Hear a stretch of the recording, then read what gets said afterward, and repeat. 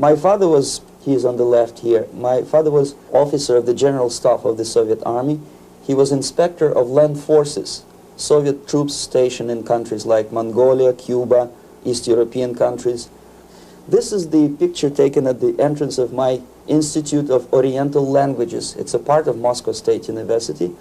As every Soviet student, I was, quote-unquote, volunteering for harvesting grain in Kazakhstan. By the end of my training in school, I was recruited by the KGB. This picture was taken on that day, and you can see again how happy it feels to be recruited by the KGB. Pay special attention to number of bottles on the table. One of my functions was to keep foreign guests permanently intoxicated the moment they land at Moscow airport. In 1967, the KGB attached me to this magazine, Look magazine. A group of 12 people arrived to USSR from United States to cover the 50th anniversary of October Socialist Revolution in my country. From the first page to the last page, it was a package of lies.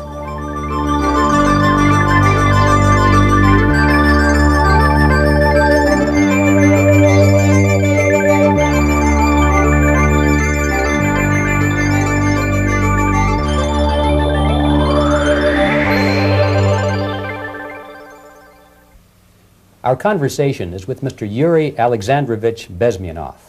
Mr. Bezmenov was born in 1939 in a suburb of Moscow. He was the son of a high-ranking Soviet Army officer.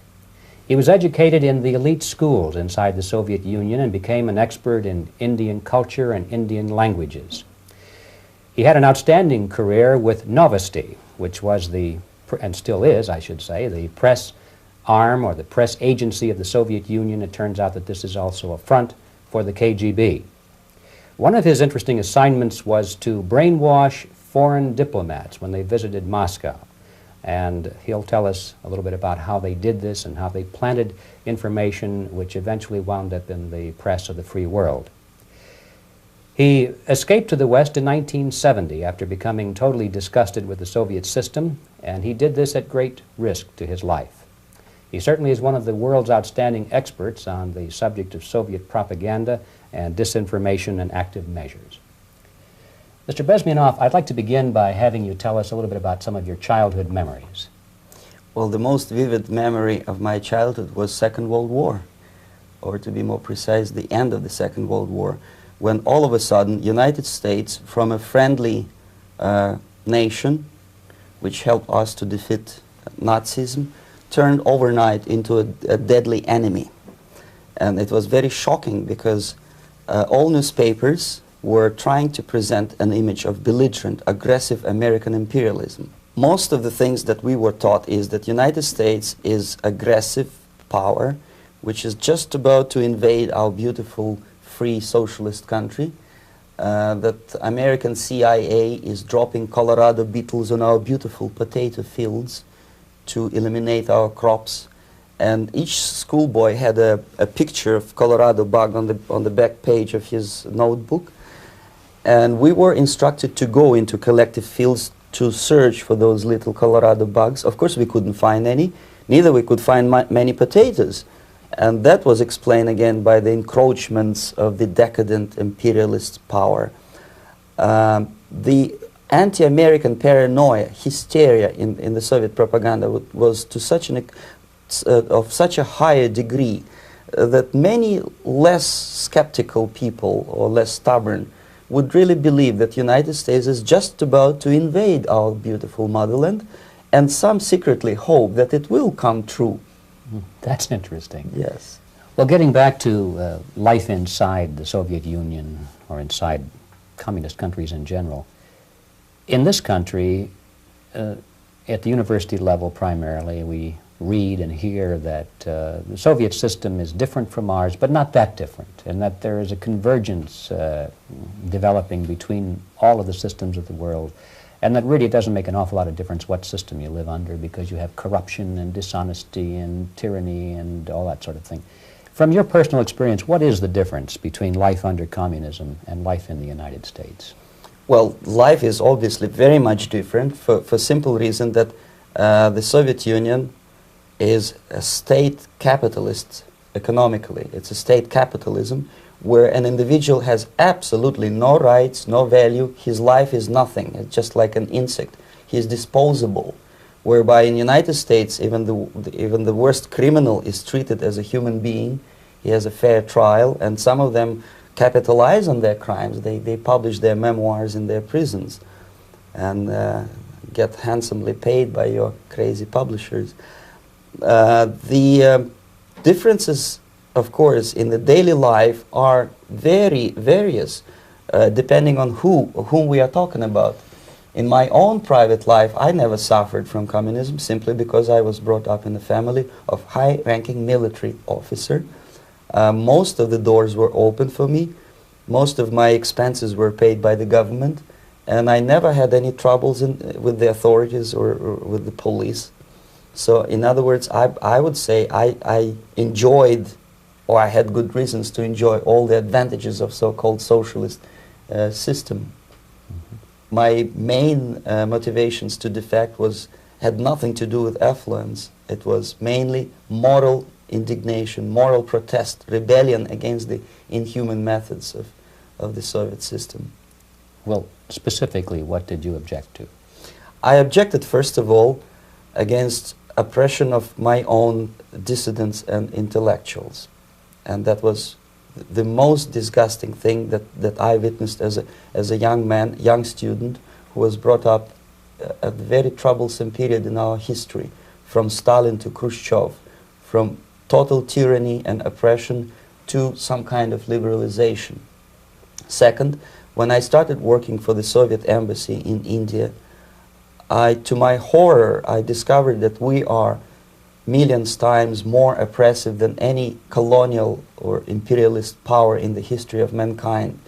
That my country brings to India not freedom, progress, and friendship between the nations, but racism, exploitation, and slavery, and of course economical inefficiency to this country. Since I fell in love with India, I developed something which by KGB standards is extremely dangerous thing. It's called split loyalty, when an agent likes a country of assignment more than his own country. I literally fell in love with this beautiful country, a country of great contrasts, but also great humility, great tolerance, and philosophical and intellectual freedoms. My ancestors used to live in caves and eat raw meat when India was a highly civilized nation 6,000 years ago. So obviously the choice was not to the advantage of my own nation. I decided to defect and to entirely dissociate myself from that brutal regime. Mr. Bezmenov, we've read a lot about the concentration camps and the slave labor camps under the Stalin regime. Now the general impression in America is that those things are part of the past. Are they still going on today, or what is the status? Yes. There is no qualitative change in the Soviet concentration camp system. There are changes in numbers of prisoners. Again, this is unreliable Soviet statistics. We don't know how many political prisoners are there in the Soviet concentration camps. But we sure know from various sources that at each particular time there are close to 25 to 30 million of Soviet citizens who are virtually kept as slaves in forced labor camp system. The size of the population of a country like Canada is serving terms as prisoners. Incredible. So I would say that those intellectuals who try to convince American public that concentration camp system is a thing of a past are either conscientiously misleading public opinion, or they are not very intellectual people. They're selectively blind. They lack intellectual honesty when they say that. Well, we've spoken about the intellectuals in this country and also the intellectuals in the Soviet Union. What about down at the broad mass level? Do the people in general, the working people, the workers in general in the Soviet Union, do they support the system? Do they tolerate it? What is their attitude? Well, average Soviet citizen, if there is such an animal, of course, does not like the system because it hurts, it kills. he may not understand the reasons, he may not have enough information or educational background to understand. But I doubt very much there are many people who are conscientiously supporting the Soviet system. There are not such people in USSR. Even those who have all the reasons to enjoy socialism, people like myself, who were a member of journalistic elite, they also hate the system for different reasons, though. Not because they lack material affluence, but because they are unfree to think, they are in constant fear, duplicity, split personality. And this is the greatest tragedy for my nation. Well, what do you think are the chances of the people actually overcoming their system or replacing it? There is a great possibility that system will sooner or later be destroyed from within. There is a self-destructive mechanism built into any socialist or communist or fascist system. Because there is lack of feedback, because the system does not rely upon loyalty of population. But until this Soviet junta is being supported by the Western so-called imperialists, that is, multinational companies, establishments, governments, and let's face it, intellectuals, so-called academia in the United States is famous for supporting the Soviet system. As long as the Soviet junta will keep on receiving credits, money, technology, grain deals, and political recognition from all these traitors of democracy or freedom, there is no hope, there is not much hope for changes in my country, and the system will not collapse by itself simply because it's being nourished by so-called American imperialism. This is the greatest paradox in history of mankind, when capitalist world supports and actively nourishes its own destructor. I think you're trying to tell us something. Oh, in yes. This country. Mm-hmm. I'm trying to tell you that it has to be stopped unless you want to end up in Gulag system and enjoy all the advantages of socialist equality, working for free, catching fleas on your body, sleeping on the planks of plywood in Alaska this time, I guess. Mm-hmm. That's where Americans will belong, unless they will wake up, of course, and force their government to stop aiding Soviet fascism. Mm-hmm. Well, you told us a moment ago why you left the system. I'd like to hear the details of how you did it. It must have been a very dangerous thing. It was not so dangerous, it was crazy. First of all, because defecting in India is virtually impossible, thanks to very strong pressure from the Soviet government. Excuse me, you were in India on assignment at that time? Yes, I was working for the Soviet embassy in New Delhi as a press officer. Mm-hmm. And defecting for a Soviet diplomat is next to impossible. It's a suicide, as I said, because a great friend Indira Gandhi pushed a law through parliament which says, and I quote, "No defector from any country has a right of political asylum in any embassy on the territory of Indian Republic," which is a masterpiece of hypocrisy. No other defector but the Soviet one needs a political asylum. So knowing that perfectly well, I planned a craziest possible way to defect. I studied counterculture in India.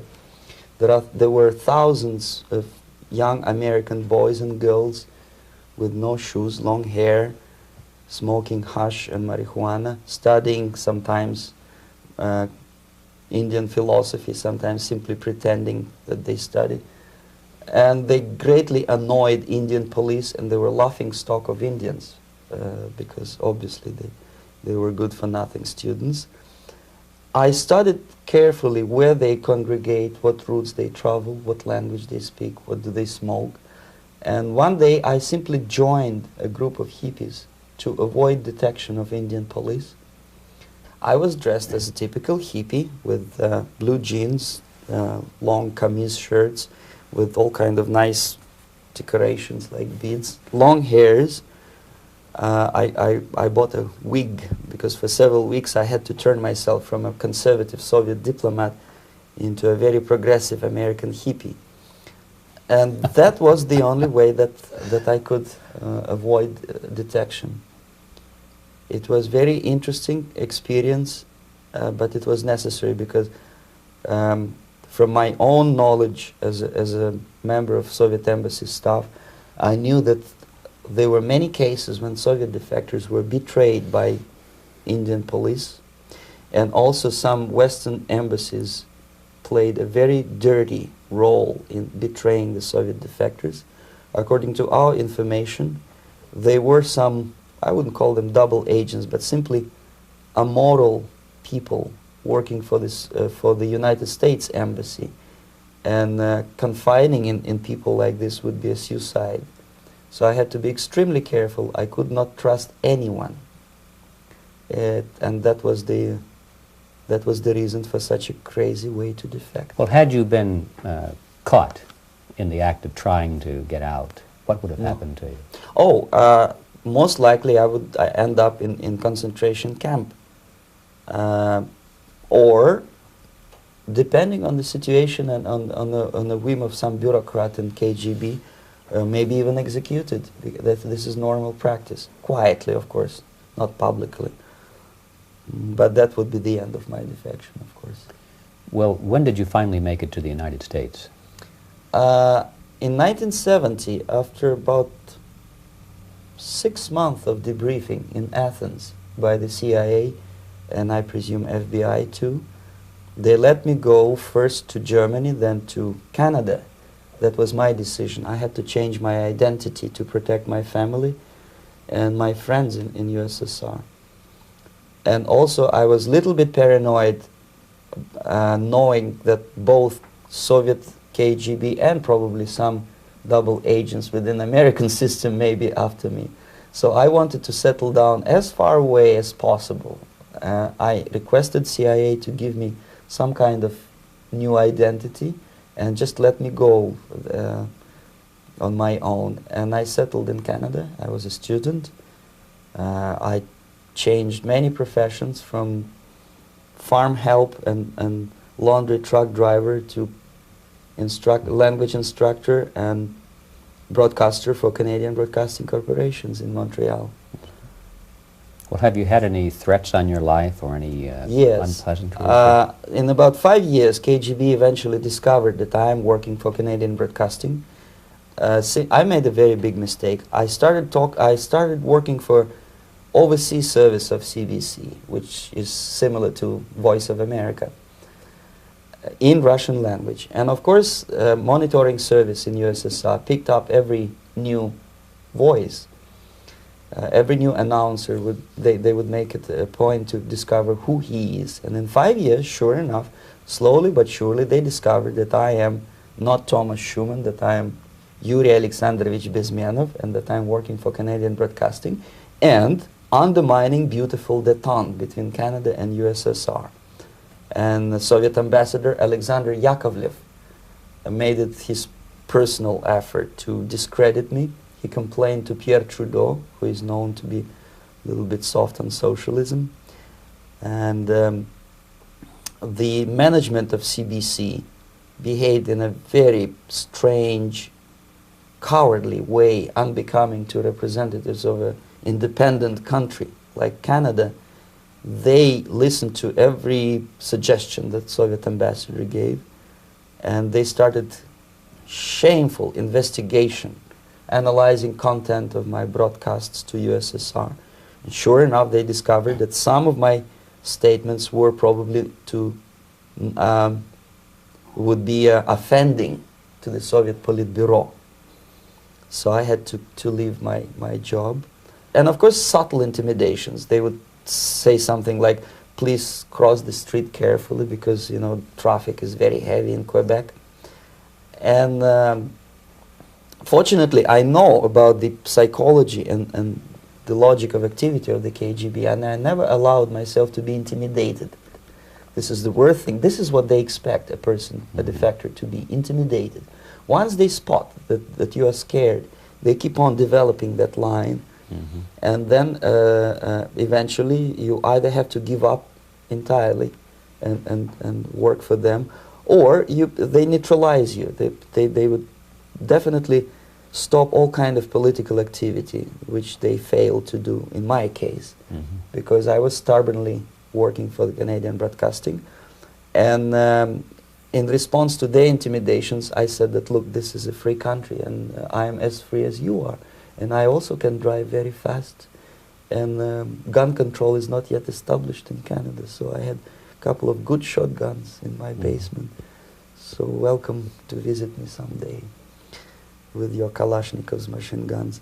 So obviously it didn't work. Intimidation didn't work.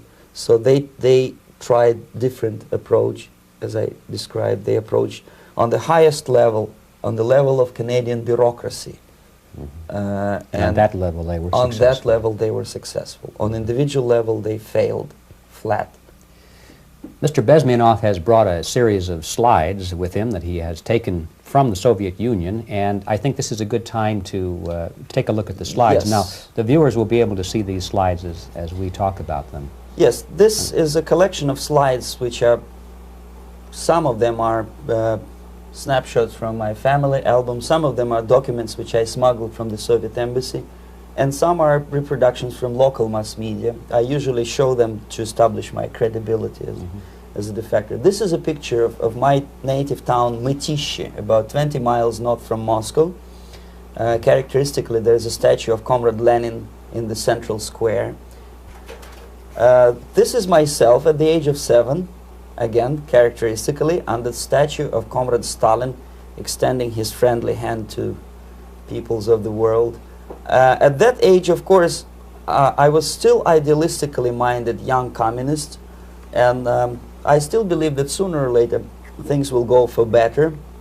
But I realized that the system stinks, that something is fishy, and that ideology is fake, and the propaganda about advanced Soviet agriculture simply didn't meet the criteria of reality. If they talk about abundance of food and there is none in the stores, there must be something wrong. My father was, he is on the left here, my father was officer of the General Staff of the Soviet Army. He was inspector of land forces, Soviet troops stationed in countries like Mongolia, Cuba, East European countries. Were he alive today, most likely he would be inspecting Soviet troops in Nicaragua, Angola, and many other parts of the world. Fortunately, he died and he didn't see the disgrace, because deep inside he was a Russian patriot. He didn't like the idea of expanding Soviet military might, especially in the areas where we were not welcomed at all. Unlike many other military officers, he was reporting directly to the Minister of Defense, bypassing KGB and diplomatic service. In other words, he was a trusted military professional. And my impression that this type of people are much less hawkish and adventuristic than party bureaucrats in Kremlin. When American mass media describes Soviet military as potentially dangerous counterpart for Pentagon, I simply laugh, because I know better. I know that the most dangerous part of the Soviet power structures are not military at all. Most likely, if they come to power in my country, they'll be more sensible negotiators for nuclear disarmament and withdrawal of the Soviet troops from many parts of the world. But if someone from the party structure or the KGB structure were to give the orders for a military they have to obey, they yes, would follow, because they are professional military. But they, you see, the triangle of power and hate in USSR is the party at the top, the party elite, the oligarchy of the party, then the military and the KGB at the bottom. They hate each other, and the most hated triangle, the most hated corner of the triangle is the Communist Party bureaucrats. They are the most adventuristic, senile megalomaniacs. They can start war, I wouldn't be surprised. Not the military. They know what war is. Yes. At least my father did. This is the picture taken at the entrance of my Institute of Oriental Languages. It's a part of Moscow State University. I graduated in 1963. And now, excuse me, which one were you on? I am on the right. You're on the right. And on the left is my my schoolmate Vadim Smirnov, who later was a apparatchik in the Central Committee of the Soviet Union Communist Party. What is an apparatchik? It's a functionary, something like civil service in British Empire. Someone who is never fired from the service. He stays there internally. He may not be promoted too high, but he's a dependable bureaucrat who will stay forever. I studied not only languages, but also history, literature, even music. I'm on this picture. I'm trying to learn how to play Indian musical instrument. I even tried to look like an Indian when I was second-year student. Not bad, right? Yes, actually it was strongly encouraged by the instructors in my school, because the graduates of my school were later on employed as diplomats, foreign journalists, or spies. As every Soviet student, I was quote-unquote volunteering for harvesting grain in Kazakhstan. This is the biggest agricultural blunder of the Soviet government. But I didn't have much choice, of course, because the communist motto borrowed from the Bible says, "Those who do not work shall not eat." And you can see me eating, therefore I was working, and you can see how happy I was about it. I went through a very extensive physical and military training, including the military games in areas, suburban areas of Moscow. And here, for example, we are on a tour in Arkhangelsk area. And by the end of my training in school, I was recruited by the KGB. This picture was taken on that day, and you can see again how happy it feels to be recruited by the KGB. Our conversation with Yuri Alexandrovich Bezmenov, who is a defector from the Soviet Union, a former propaganda agent for Novosti and the KGB, will continue after this message.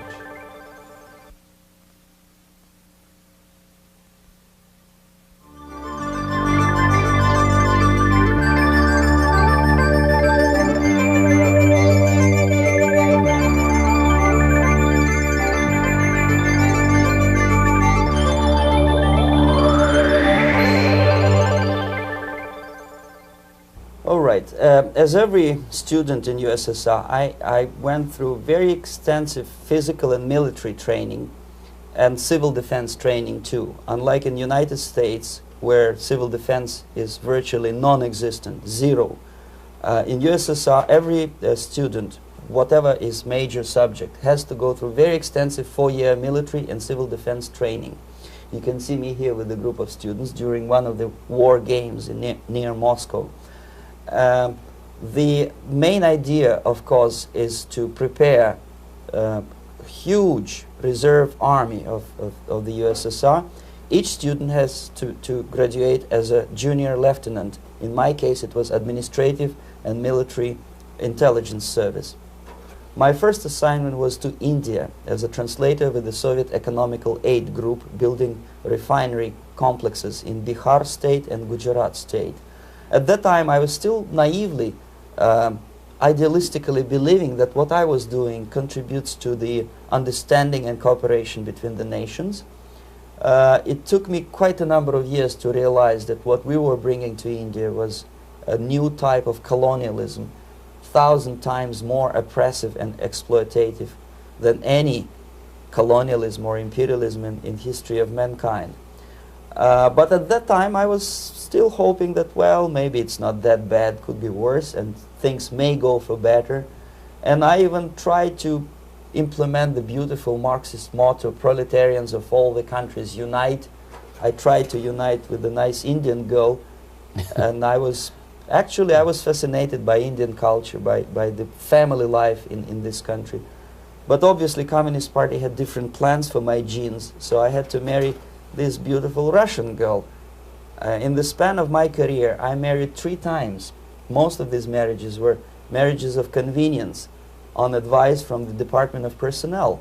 This is normal practice in USSR. When a Soviet citizen is assigned to a foreign job, he has to be married, either to keep family in USSR as hostages, or, if it's a convenience marriage like mine, so that the husband and wife are virtually informers on each other to prevent defection or contamination by decadent imperialist or capitalist ideas.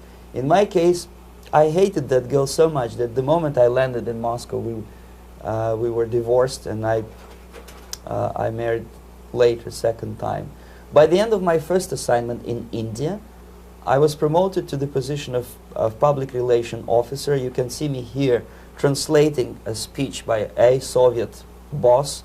And you're on the right. I'm on the right here, yes. And it was, the occasion was commissioning of the refinery complex in Bihar, Barauni. Back in Moscow, I was immediately recruited by Novosti Press Agency, which is a propaganda and ideological subversion front for the KGB. 75% of the members of the Novosti are commissioned officers of the KGB. The other 25 are, like myself, co-opted agents who are assigned to specific operations. In this particular case, you can see me talking to students of Lumumba Friendship University in Moscow. This is a huge school under the direct control of the KGB and Central Committee, where future leaders of the so-called national liberation movements are being educated and selected carefully. And some of them have absolutely, this, for example, is a group of students from Lumumba. They don't look like students at all. They look more like military, and that's exactly what they were. They were dispatched back to their countries to be leaders of the so-called national liberation movements, or to be translated into normal human language, leaders of international terrorist groups. Another area of activity when I was working for the Novosti was to accompany groups of so-called progressive intellectuals, writers, journalists, publishers, teachers, professors of colleges. You can see me here in Kremlin. I'm second on the left, with a group of Pakistani and Indian intellectuals. Most of them pretended they don't understand that we are actually working on behalf of the Soviet government and the KGB. They pretended that they are actually being guests, VIP intellectuals, that they are treated according to their merits and their intellectual abilities. For us, they were just a bunch of political prostitutes to be taken advantage for various propaganda operations. Therefore, you can see perfectly well the senior colleague of mine on the left doesn't really have that much respect on his face, and myself with a very skeptical smile, typical KGB sarcastic smile, anticipating another victim of ideological brainwashing. This is how a typical conference in Novosti headquarters in Moscow looked like. Sitting in the middle is Boris Burkov, the then director of Novosti Press Agency, high-ranking party bureaucrat in the Department of Propaganda. I am standing next to a famous Indian poet, Sumitranandan Pant. He was famous because he was an author. He was the author of a famous poem titled Rhapsody to Lenin. That's why he was invited to USSR, and everything was paid by the Soviet government.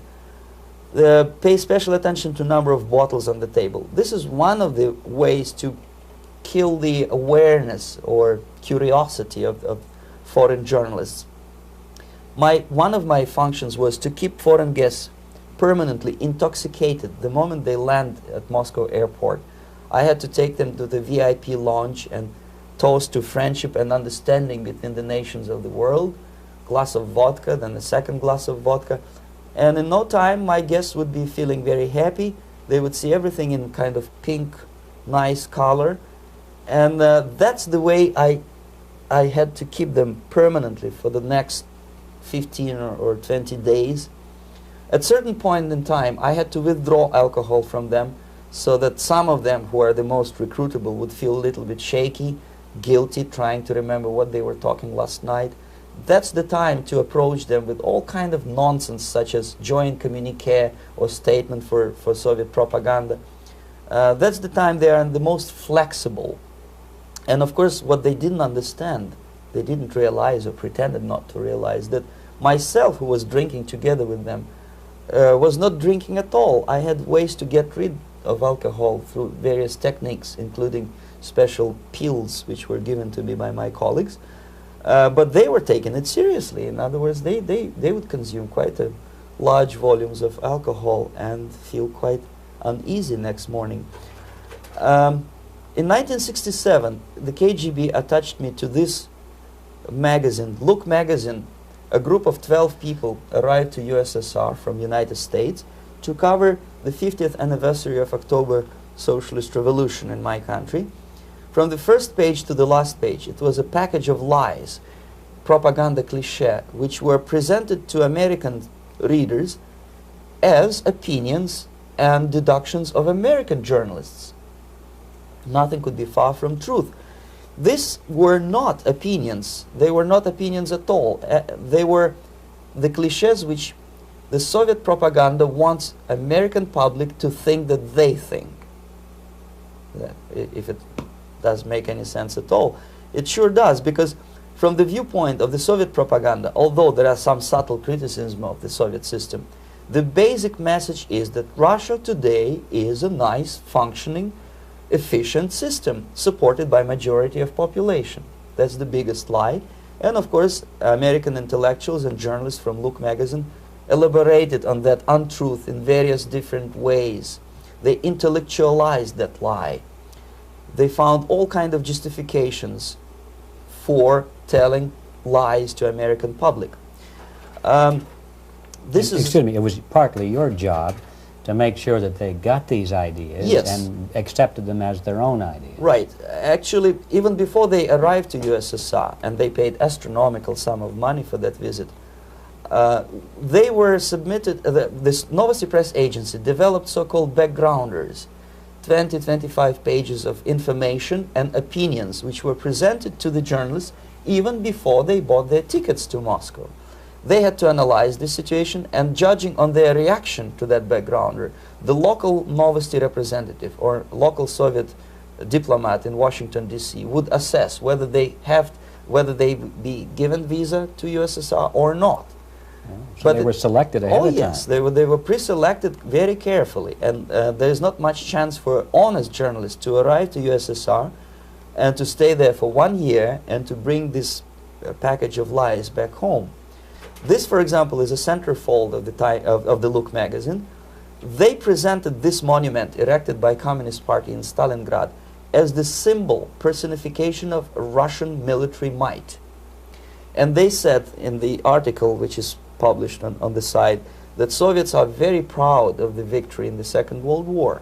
This is another big myth, a lie. No sensible people would be proud to lose 20 millions of their countrymen in a war which was started by Genoese Hitler and Comrade Stalin and paid by American multinationals. Most of the Soviet citizens look at this type of monuments with disgust and sorrow, because every family lost father, brother, sister, or child in the Second World War. Yet American journalists who were trying to appease, to please their hosts, presented this picture on the centerfold as the symbol and personification of Soviet national, they call it Russian national spirit. And it was greatest misconception and a very tragic misunderstanding. Of course, Look magazine was not distributed in USSR. The main audience was in United States. But I presume that many Americans, millions of Americans who were reading Look magazine at that time, had absolutely wrong idea about the sentiments of my nation, about what the Soviets are proud of and what they hate. This is a group, you see the same lady with the sword in Stalingrad. This is the group of journalists. Myself is in the center with the same devilish smile. And Mr. Philip Harrington is on the extreme left there with his camera. This is the gentleman which was so deaf or so uninterested in what I had to say to him. This is the same picture, a blow-up of the same picture.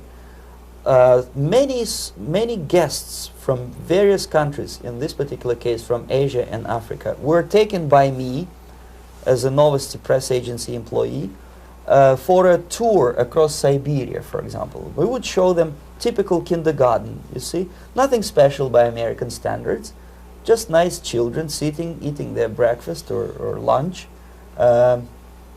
What they could not understand, or they pretended not to understand, that this is an exemplary kindergarten. This is not the kindergarten for average person or average family in USSR. And we maintain that illusion in their minds. You can see myself under the red spot in the middle there, with the same business-like expression. I'm doing my job. That's what I'm assigned to do, and that's what I was paid to do. But deep inside, I still hope that at least some of these useful idiots would understand that what they are looking at has nothing to do with the level of affluence in my nation.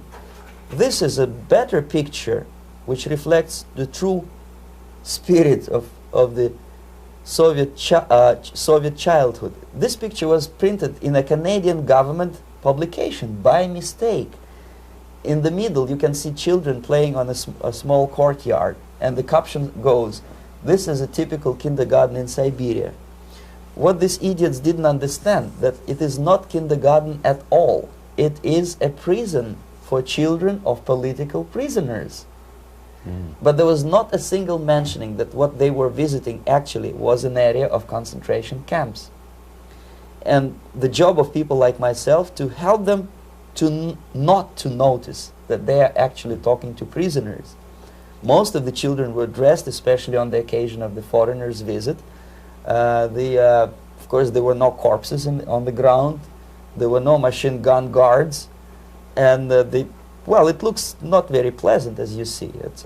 It looks dull, but obviously it does not create an impression that this is actually a prison. Well, did any of the journalists have the curiosity to ask about prisons and that kind of thing? Yes. They were in Siberia. This Yes. is what you associate. Yes, some of them asked questions, and naturally we would give them, for the stupid question, we give them stupid answer. No, there are no prisons in Siberia. No, most of the people who you see are free citizens of USSR. They are very happy to be here, and they are contributing to the glory of the socialist system. Some of them pretended that they believe what I was telling them, and most of them, we may discuss it later, what are the motivations of these people? Why would they stubbornly bring lies to their own population through their own mass media? I have various answers to this. There is not a single explanation. It's a complex of explanations. It's fear, pure biological fear. They understand that they are on the territory of an enemy state, a police state. And just to save their rotten skins and their miserable jobs, their affluence back home, they would prefer to tell a lie than to ask truthful questions and report truthful information. Second, most of these schmucks were afraid to lose their jobs, because obviously if you tell truth about my country, you will not last long as a correspondent of New York Times or Los Angeles Times. They will fire you. What kind of correspondent are you? You obviously cannot find common language with Russians if they kick you out in 24 hours. So just by trying to be conformist to their own editorial bosses, they tried not to offend the sentiments of the Soviet administrators and people like myself. Deep inside, I hope they would insult my or offend my sentiments. Obviously, they preferred not to. Another reason, I refuse to believe it, but obviously there is another reason. Obviously, it's a greed. These people earn a lot of money. When they come back to USA, they claim that they are experts on my country. They write books which sells in million copies, titled like Russians, The Truth About Russia. Most of it is lie about Russia. Yet they claim to be Sovietologists. They play back myth about my country, the propaganda cliches. Yet they stubbornly resist the word of truth. If a person like Solzhenitsyn is either defecting or kicked out of USSR, they try all their best to discredit him and to discourage him. I don't have much chance to appear on national network with a true story about my country. But a useful idiot like Hendrik Smith or Robert Kaiser, they are big heroes. They come back from USSR, they say, oh, we were talking to dissidents in Russia. Big deal. Soviet dissidents are chasing American correspondents in the streets, and they are cowardly escaping from these contacts. For some strange reason, if you want to know more about Spain, you refer to Spanish writers. If you want to learn more about French, you read French writers. Even about Antarctica, I bet you would read Penguins. Only about the Soviet Union, for some strange reason, you read Hendricks and Schmendricks and all kind of Kissingers, because they claim that they know more about my country. They know nothing, or next to nothing, or they pretend that they know more than they actually do. I would say they are dishonest people who lack integrity and common sense and intellectual honesty. They bring back all kind of stories like that. A kindergarten in Siberia. Omitting the most important fact, it's a prison for children of political prisoners. Another greatest example of monumental idiocy of American politicians. Edward Kennedy was in Moscow, and he thought that he is a popular, charismatic American politician who is easygoing, who can smile, dance at the wedding in Russian Palace of Marriages. What he did not understand, or maybe he pretended not to understand, that actually he was being taken for a ride. This is a staged wedding, especially to impress foreign media, or useful idiots like Ed Kennedy. Most of the guests there, they had security clearance, and they were instructed what to say to foreigners. This is exactly what I was doing. You can see me in the same damn wedding palace in Moscow where Ed Kennedy was dancing here. You see, smiling. He thinks he's very smart. From the viewpoint of Russian citizens who observe this idiocy, he's narrow-minded, egocentrical idiot who tries to earn his own popularity through participation in propaganda farces like this. Here you can see myself. On the right, again, exemplary Soviet bride. On the left, 3 journalists from various countries, Asia, Africa, and Latin America. Obviously, they enjoying the situation. They will go back home and write the reports. We were present on a regular Soviet wedding. They were not present on a regular Soviet wedding. They were present, they were part of a farce, of a circus performance. Another thing which I had to sometimes risking my life to explain to foreigners. Time magazine, for example, is very critical of South African racist regime. The whole article was dedicated to the shameful internal passport system where blacks are not allowing to live with whites. For some strange reason, for the last 14 years since my defection, nobody wanted to pay attention to my passport. This is my passport. It also shows my nationality, and it has a police rubber stamp, which is called propiska in Russian language, which assigns me to a certain area of residence. I cannot leave that area, same way as this black man cannot leave the area in South Africa. Yet we call South African government racist regime. Not a single Jane Schmonda or Fonda is brave enough, courageous enough to come to media and say, look, this is what happens in USSR. I send a copy of my passport to many American liberals and civil rights defenders and all the other useful idiots. They never bothered to answer me back. This shows what kind of integrity, what kind of honesty these people are. They're a bunch of hypocrites because they don't want to recognize a good example of racism in my country. This is the first stage of befriending a professor. You can see myself on the left with the same James Bond smile. On the right is my KGB supervisor, Comrade Leonid Mitrokhin, and in the middle a professor of political science in Delhi University. The next stage would be to invite him to a gathering of Indo-Soviet Friendship Society. There he is sitting next to his wife before he is being sent to USSR for free trip. Everything is paid by the Soviet government. He was made to believe that he is invited to USSR because he is a talented, sober-thinking intellectual. Absolutely false. He is invited because he is a useful idiot, because he would agree and subscribe to most of the Soviet propaganda cliché. And when he is coming back to his own country, he is going for years and years to teach the beauties of Soviet socialism to newer and newer generations of his students, thus promoting the Soviet propaganda line. The KGB was even curious about this gentleman. It may look innocent. Maharishi Mahesh Yogi, a great spiritual leader, or maybe a great charlatan and crook, depending on from which side you are looking at him. Beatles were trained at his ashram in Hardwar in India how to meditate. Mia Farrow and other useful idiots from Hollywood visited his school, and they returned back to United States absolutely zonked out of their minds with marijuana, hashish, and crazy ideas of meditation. To meditate, in other words, to isolate oneself from the current social and political issues of your own country, to get into your own bubble, to forget about troubles of the world. Obviously, KGB was very fascinated with such a beautiful school, such a brainwashing center for stupid Americans. I was dispatched by the KGB to check what kind of VIP Americans attend this school. That's you on the left. Yes, I'm on the left. I was trying to get enrolled in that school. Unfortunately, the Maharishi Mahesh Yogi asked too much. He wanted $500 American for enrollment. But my function was not actually to get enrolled in the school. My function was to discover what kind of people from United States attend this school. And we discovered that, yes, there are some influential members of family, public opinion makers of United States, who come back with the crazy stories about Indian philosophy. Indians themselves look upon them as idiots, useful idiots.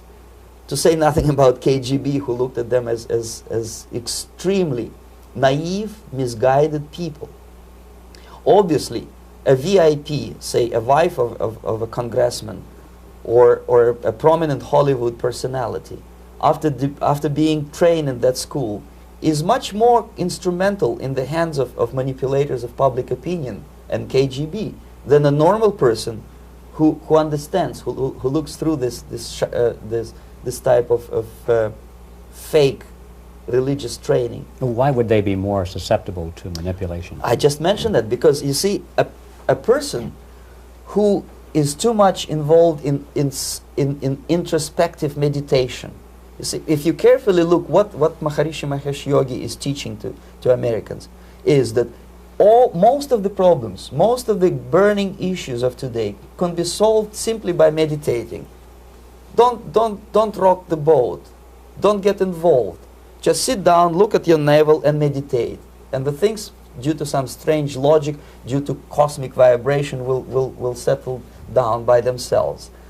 This is exactly what the KGB and Marxist-Leninist propaganda wants from Americans, to distract their opinion, attention, and mental energy from real issues of the United States into a non-issues, into a non-world, non-existent harmony. Obviously, it's more beneficial for the Soviet aggressors to have a bunch of duped Americans than Americans who are self-conscious, healthy, physically fit, and alert to the reality. Maharishi Mahesh Yogi obviously is not on the payroll of the KGB. But whether he knows it or not, he contributes greatly to demoralization of American society.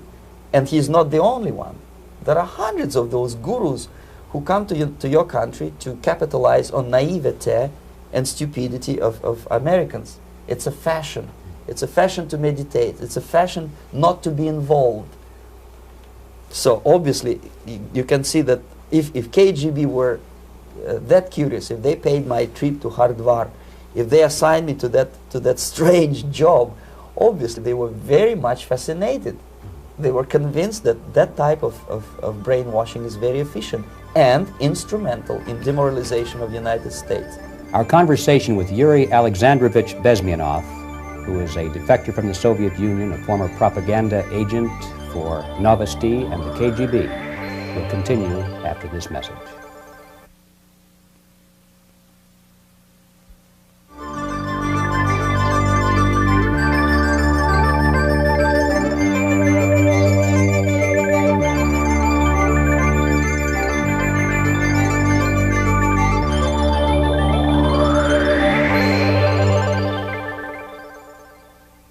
This picture shows the part of the building of USSR embassy and my supervisors. On the left is Comrade Mehdi, an Indian communist, and on the right, Comrade Mitrokhin. my supervisors in the secret department of research and counter-propaganda. It has nothing to do with either research or counter-propaganda. Most of the activity of that department was to compile huge volume of information on individuals who were instrumental in creating public opinion. Publishers, editors, journalists, actors, educationalists, professors of political science, members of parliament, representatives of business circles. Most of these people were divided roughly in two groups. Those who would toe the Soviet foreign policy, they would be promoted to the positions of power through media and public opinion manipulation. Those who refused the Soviet influence in their own country would be character assassinated or executed physically come revolution. Same way as in the small town of Hue in South Vietnam, several thousands of Vietnamese were executed in one night when the city was captured by Viet Cong for only 2 days. And American CIA could never figure out how could possibly communists know each individual, where he lives, where to get him, and would be arrested in one night, basically in some 4 hours before dawn, put on a van, taken out of the city limits and shot. The answer is very simple. Long before communists occupied the city, there was extensive network of informers, local Vietnamese citizens, who knew absolutely everything about people who are instrumental in public opinion, including barbers and taxi drivers. Everyone who was sympathetic to the United States was executed. Same thing was done under the guidance of the Soviet embassy in Hanoi, and same thing I was doing in New Delhi. To my horror, I discovered that in the files where people were doomed to execution, there were names of pro-Soviet journalists with whom I was personally friendly. Pro-Soviet? Yes. They were idealistically minded leftists who made several visits to USSR, and yet the KGB decided that come revolution or drastic changes in political structure of India, they will have to go. Why is that? Because they know too much. Simply because, you see, the useful idiots, the leftists who are idealistically believing in the beauty of Soviet socialist or communist or whatever system, when they get disillusioned, they become the worst enemies. That's why my KGB instructors specifically made a point, never bother with leftists. Forget about these political prostitutes. Aim higher. This was my instruction. Try to get into large circulation, established conservative media. Rich, filthy rich movie makers, intellectuals, so-called academic circles. Cynical, egocentric people who can look into your eyes with angelic expression and tell you a lie. These are the most recruitable people, people who lack moral principles, who are either too greedy or too suffer from self-importance. They feel that they matter a lot. These are the people who KGB wanted very much to recruit. But to eliminate the others, to execute the others, don't they serve some purpose? Wouldn't they be the ones they rely on? They serve purpose only at the stage of destabilization of a nation. For example, your leftists in United States, all these professors and all these beautiful civil rights defenders, they are instrumental in the process of the subversion only to destabilize the nation. When their job is completed, they are not needed anymore. They know too much. Some of them, when they get disillusioned, when they see that Marxist-Leninists come to power, obviously they get offended. They think that they will come to power. That will never happen, of course. They will be lined up against the wall and shot. But they may turn into the most bitter enemies of Marxist-Leninists when they come to power. And that's what happened in Nicaragua. You remember most of these former Marxist-Leninists were either put to prison or one of them split, and now he's working against Sandinistas. It happened in Grenada when Maurice Bishop was already a Marxist. He was executed by a new Marxist who was more Marxist than this Marxist. Same happened in Afghanistan when first there was Taraki, he was killed by Amin, then Amin was killed by Babrak Karmal with the help of KGB. Same happened in Bangladesh when Mujibur Rahman, very pro-Soviet leftist, was assassinated by his own Marxist-Leninist military comrades. It's the same pattern everywhere. The moment they serve their purpose, all the useful idiots are either be executed entirely, all the idealistically minded Marxists, or exiled or put in prisons, like in Cuba. Many former Marxists are in Cuba, in prison. So most of the Indians who were cooperating with the Soviets, especially with our Department of Information of the USSR Embassy, were listed for execution. And when I discovered that fact, of course I was sick. I was mentally and physically sick. I thought that I'm going to explode one day during the briefing at the ambassador's office. I would stand up and say something that we are basically a bunch of murderers. That's what we are. It has nothing to do with friendship and understanding between the nation and blah, blah, blah. We are murderers. We behave as a bunch of thugs in a country which is hospitable to us, a country which with ancient traditions. But I did not defect. I tried to get the message across. To my horror, nobody wanted even to listen, least of all to believe what I had to say.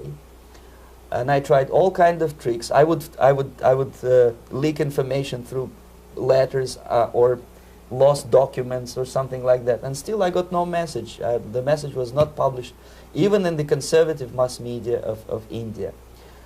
The immediate impulse to defect was Bangladesh crisis, which was described by American correspondents as Islamic grassroots revolution, which is absolute baloney. There was nothing to do with Islam, and there was no grassroots revolution. Actually, there are no grassroots revolutions, period. Any revolution is a byproduct of a highly organized group of conscientious and professional organizers, but it has nothing to do with grassroots. In Bangladesh, it was nothing with grassroots. Most of the Awami League party members, Awami League means People's Party, were trained in Moscow in the high party school. Most of the Mukti Fauj leaders, Mukti Fauj in Bengali means People's Army, same as SWAPO and all kind of liberation armies all over the world, the same bunch of useful idiots. They were trained at Lumumba University and various centers of the KGB in Simferopol, in Crimea, and in Tashkent. So when I saw that Indian territory is being used as a jumping board to destroy East Pakistan, I saw myself thousands of so-called students traveling through India to East Pakistan, through the territory of India, and Indian government pretended not to see what's going on. They knew perfectly well, the Indian police knew it, the intelligence department of the Indian government knew it, the KGB of course knew it, and the CIA knew it. That was most infuriating, because when I defected and I explained to the CIA debriefers they should watch out because East Pakistan is going to erupt any moment, they said I was reading too many James Bond novels. Anyway, so East Pakistan was doomed. One of my colleagues in the Soviet consulate in Calcutta, when he was dead drunk, he ventured into the basement to relieve himself, and he found big boxes which said printed matter to Dhaka University. Dhaka is the capital of East Pakistan. And since he was drunk and curious, he opened one of the boxes and he discovered not printed matter. He discovered Kalashnikov guns and ammunition in there. Anyway, it's a long story. When I saw the preparations for the invasion into East Pakistan, obviously I wanted to defect immediately. The only thing I couldn't at that time make up my mind when and where and how. One of the reasons, of course, you see, I was in love with India. I mentioned that before. I spoke the languages. I socialized with people. And I understood that I had to act fast unless I want this beautiful country to be permanently and irreparably damaged by our presence. One of the reasons not to defect was, as you can see, I was living in relative affluence. Who the hell in the normal mind would defect and do what? To be abused by your media, to be called McCarthyist and fascist and paranoid, or to drive a taxi in New York City? What for? What the hell for should I defect?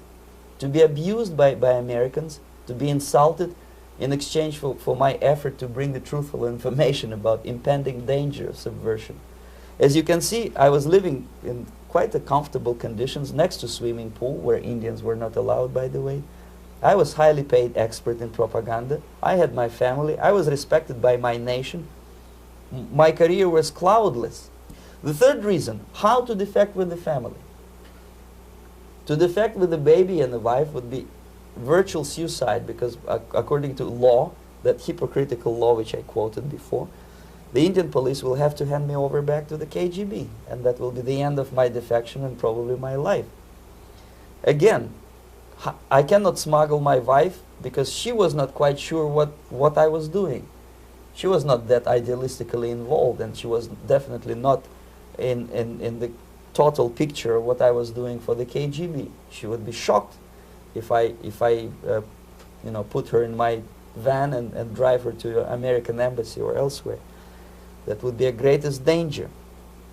So again, I had to defect in such a way that my defection would look as simple disappearance. And there were many cases like that when the Soviet agents simply disappeared, either killed in action or, thanks to their curiosity and their close contacts with radicals, some of them were killed by the Marxists, by the way.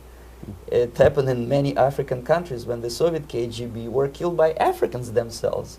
Not because they hated Marxism-Leninism, but because they were simply trigger-happy bunch of unruly characters. If you give them a machine gun, they will shoot.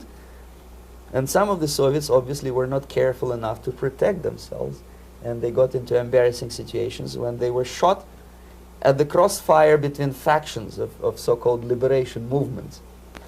Anyway, so I decided, as I said, to study the counterculture. I decided this probably would be the best way to disappear. I socialized with characters like this on the left. You see, he's a barefoot American hippie. It took me quite a long time to study exactly what they were doing and how to mix with them. But eventually I did it. Most of Indian newspapers carried my picture and promise of 2,000 rupees for information about my whereabouts. But they were looking for the wrong person, because they obviously tried to stop a young Soviet diplomat in white shirt and tie, and this is how I looked at the time of defection. Nobody could possibly think that a Soviet diplomat would be as crazy as to join a bunch of hippies. That's you. Yes, travel India and smoke hash. So I made it literally almost like a Hollywood-style detective story. From under the nose of the KGB in Bombay airport, I landed the plane and I flew to Greece, where I was debriefed by the CIA. That's basically that's all for my slides. We can turn off the projector, then. That's very interesting. Well, you spoke several times before about ideological subversion. That is a phrase that I'm afraid some Americans don't fully understand. When the Soviets use the phrase ideological subversion, what do they mean by it? Ideological subversion is the process which is legitimate, overt, and open. You can see it with your own eyes. All you have to do, all American mass media has to do, is to unplug their bananas from their ears, open up their eyes, and they can see it. There is no mystery. There is nothing to do with espionage. I know that espionage intelligence gathering looks more romantic. It sells more deodorants through the advertising, probably. That's why your Hollywood producers are so crazy about James Bond type of thrillers. But in reality, the main emphasis of the KGB is not in the area of intelligence at all. According to my opinion and opinion of many defectors of my caliber, only about 15% of time, money, and manpower is spent on espionage as such. The other 85% is a slow process which we call either ideological subversion or active measures, активные мероприятия in the language of the KGB, or psychological warfare. What it basically means is to change the perception of reality of every American to such an extent that despite of the abundance of information, no one is able to come to sensible conclusions in the interests of defending themselves, their families, their community, and their country. It's a great brainwashing process which goes very slow, and it's divided in 4 basic stages. The first one being demoralization. It takes from 15 to 20 years to demoralize a nation. Why that many years? Because this is the minimum number of years which requires to educate one generation of students in the country of your enemy, exposed to the ideology of the enemy. In other words, Marxism-Leninism ideology is being pumped into the soft heads of at least 3 generations of American students without being challenged or counterbalanced by the basic values of Americanism, American patriotism. The result you can see. Most of the people who graduated in the 60s, dropouts or half-baked intellectuals, are now occupying the positions of power in the government, civil service, business, mass media, educational system. You are stuck with them. You cannot get rid of them. They are contaminated. They are programmed to think and react to certain stimuli in a certain pattern. You cannot change their mind, even if you expose them to authentic information, even if you prove that white is white and black is black, you still cannot change the basic perception and the logic of behavior. In other words, these people, the process of demoralization is complete and irreversible. To get rid of society of these people, you need another 20 or 15 years to educate a new generation of patriotically minded and common sense people who would be acting in favor and in the interests of United States society. And yet these people who've been programmed and, as you say, in place and Yes. who are favorable to an opening with the Soviet concept, these are the very people who would be marked for extermination in this country? Most of them, yes. Simply because the psychological shock when they will see in future what the beautiful society of equality and social justice means in practice, obviously they will revolt. They will be very unhappy, frustrated people. And the Marxist-Leninist regime does not tolerate these people. Obviously they will join the links of dissenters, dissidents. Unlike in present United States, there will be no place for dissent in future Marxist-Leninist America. Here you can get popular like Daniel Ellsberg and filthy rich like Jane Fonda for being dissident, for criticizing your Pentagon. In future, these people will be simply squashed like cockroaches. Nobody is going to pay them nothing for their beautiful, noble ideas of equality. This they don't understand, and it will be a greatest shock for them, of course. The demoralization process in the United States is basically completed already. For the last 25 years.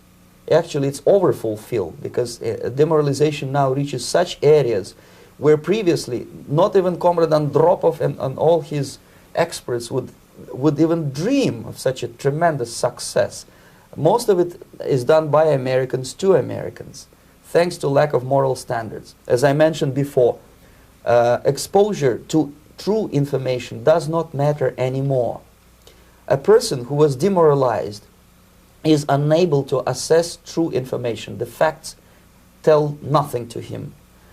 Even if I shower him with information, with authentic proof, with documents, with pictures, even if I take him by force to the Soviet Union and show him concentration camp, he will refuse to believe it until he is going to receive a kick in his fat bottom. When a military boot crashes his, then he will understand, but not before that. That's the tragic of the situation of demoralization. So basically America is stuck with demoralization, and unless, even if you start right now, here, this minute, you start educating new generation of Americans, it will still take you 15 to 20 years to turn the tide of ideological perception of reality back to normalcy and patriotism. The next stage is destabilization. This time, subverter does not care about your ideas and the patterns of your consumption. Whether you eat junk food and get fat and flabby, it doesn't matter anymore. This time, and it takes only from 2 to 5 years to destabilize a nation, what matters is essentials: economy, foreign relations, defense systems. And you can see it quite clearly that in some areas, in such sensitive areas as defense and economy, the influence of Marxist-Leninist ideas in the United States is absolutely fantastic. I could never believe it 14 years ago when I landed in this part of the world that the process will go that fast. The next stage, of course, is crisis. It may take only up to 6 weeks to bring a country to the verge of crisis. You can see it in Central America now. And after crisis, with a violent change of power, structure, and economy, you have so-called the period of normalization. It may last indefinitely. Normalization is a cynical expression borrowed from Soviet propaganda. When the Soviet tanks moved into Czechoslovakia in '68, Comrade Brezhnev said, "Now the situation in brotherly Czechoslovakia is normalized." This is what will happen in the United States if you allow all these schmucks to bring the country to crisis, to promise people all kind of goodies and the paradise on earth, to destabilize your economy, to eliminate the principle of free market competition, and to put a big brother government in Washington, D.C., with benevolent dictators like Walter Mondale, who will promise lots of things, never mind whether the promises are fulfillable or not. He will go to Moscow to kiss the bottoms of new generation of Soviet assassins, never mind. He will create false illusions that the situation is under control. Situation is not under control. Situation is disgustingly out of control. Most of the American politicians, media, and educational system trains another generation of people who think they are living at a peacetime. False. United States is in the state of war, undeclared total war against the basic principles and the foundations of this system. And the initiator of this war is not Comrade Andropov, of course. It's the system. However ridiculous it may sound, the world communist system or the world communist conspiracy, whether I scare some people or not, I don't give a hoot. If you are not scared by now, nothing can scare you. But you don't have to be paranoid about it. What actually happens now, that unlike myself, you have literally several years to live on unless the United States wake up. The time bomb is ticking. With every second, the disaster is coming closer and closer. Unlike myself, you will have nowhere to defect to, unless you want to live in Antarctica with penguins. This is it. This is the last country of freedom and possibility. Okay, so what do we do? What is your recommendation to the American people? Well, the immediate thing that comes to my mind is, of course, there must be a very strong national effort to educate people in the spirit of real patriotism, number one. Number two, to explain them the real danger of socialist, communist, whatever, welfare state, big brother government. If people will fail to grasp the impending danger of that development, nothing ever can help United States. You may kiss goodbye to your freedom, including freedoms to homosexuals, to prison inmate. All these freedoms will vanish, evaporate in 5 seconds, including your precious lives. The second thing, the moment at least part of United States population is convinced that the danger is real, they have to force their government. And I'm not talking about sending letters, signing petitions, and all this beautiful, noble activity. I'm talking about forcing United States government to stop aiding communism. Because there is no other problem more burning and urgent than to stop the Soviet military-industrial complex from destroying whatever is left of the free world. And it is very easy to do. No credits, no technology, no money, no political or diplomatic recognition, and of course no such idiocy as grain deals to USSR.